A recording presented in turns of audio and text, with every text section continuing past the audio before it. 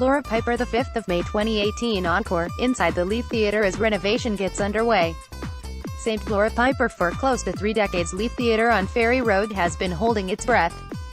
Like a grand opera dame pausing expectantly for her encore, the Art Deco venue has been metaphorically waiting in the wings since the doors of its auditorium closed in 1988. Even walking through its foyer today, you can feel time watching, not quite standing still, just waiting for the call of "please take your seats." Its plush red velvet chairs have faded beneath layers of dust, its floorboards creak, and without curtains the main stage looks wide and empty, but there is an elegance beneath the neglect that is captivating. Theaters don't need to be dripping in cherubs or gold leaf balustrades to have gravitas. This year, work properly begins on renovating the much-loved though somewhat neglected Leith Theatre. The building opened in 1932.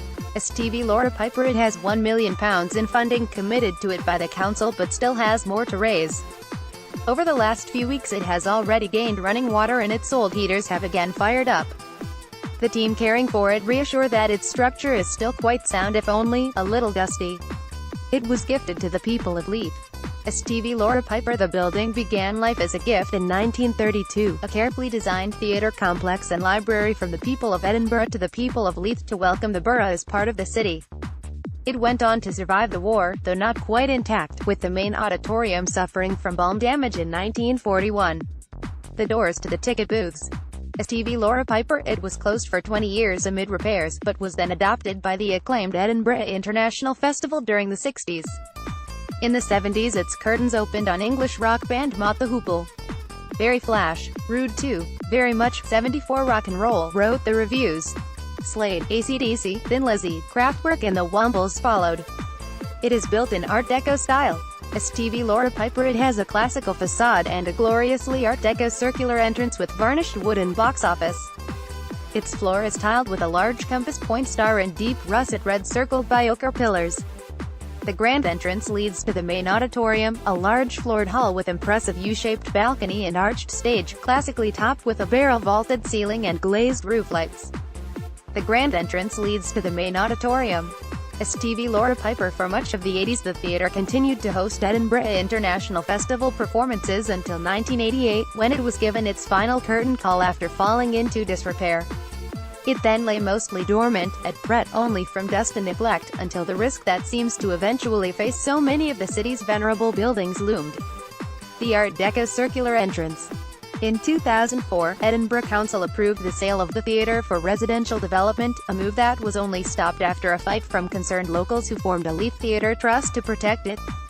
In February 2016 the trust was granted a 5-year lease with an agreement in principle for a further 30-year lease at the end of the 5-year term.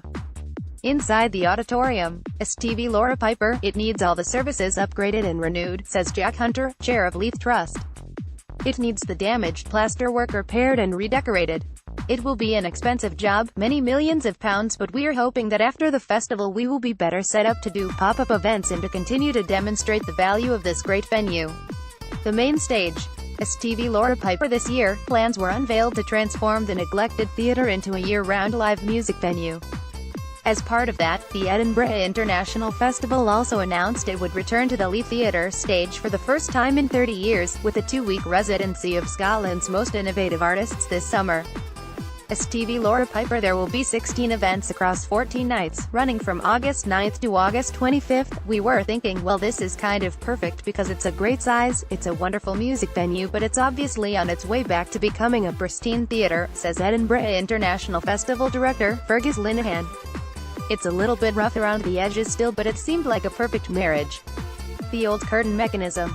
STVLauraPiper named Light on the Shore. It will see bands such as Mogwai, King Creosote and Django Django play at the Leith Theatre. I think it's a symbolic title because it is about breathing life into this amazing space, says Corinne Palwart, one of the artists in the lineup. This is not privately owned, this is run by a trust. It has the community at its heart, and I think that it's important that the festival is supporting venues like this and bringing them to life again. Inside Leith Theatre view from the main stage. STVLauraPiper in the wings. STVLauraPiper, much of the original features remain. STVLauraPiper backstage passageways. STVLauraPiper audience seats. STVLauraPiper, the seats remain in good condition. STVLauraPiper work is already underway.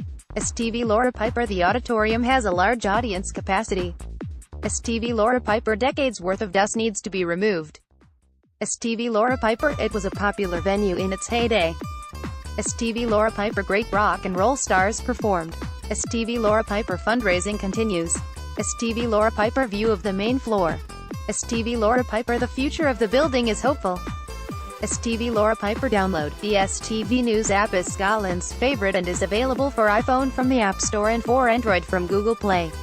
Download it today and continue to enjoy STV News wherever you are.